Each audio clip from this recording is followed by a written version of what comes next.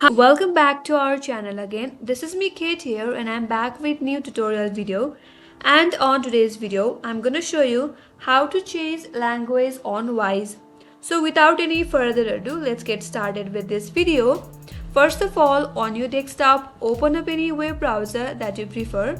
And on the search URL, type in wise.com. Then you'll be taken to the official site of Wise. Now to log into your account, head over to the upper right corner. There you will get a login button, or if you don't have an account yet, you can create an account by clicking on this register button. Then that will help you out to create an account. Since we already have an account, so click on login button. Now that will take you to login page. If you have created your account using your email address, then enter your valid email address and your password to log in.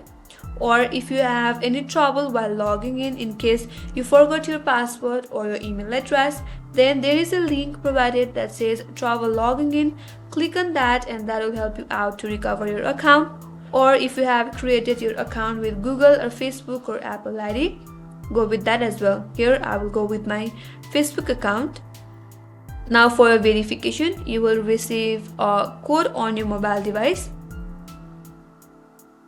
Once you type in the correct code, now you will be logged into your account. Now to change the language, head over to the upper right corner from this interface. There you will get the profile icon. Click on that. From this drop down menu, click on settings.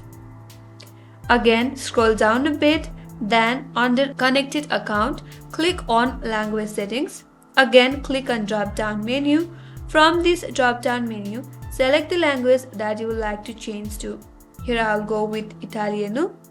Once you do that, click on save button, and once you save in that, as you can see, the language has been changed. And that's how you can change language in Wise. I hope this video helped you. If you are new to our channel, do not forget to subscribe, like, comment and hit the bell icon for more upcoming tutorials. Thank you for watching till the end. I will see you on next video.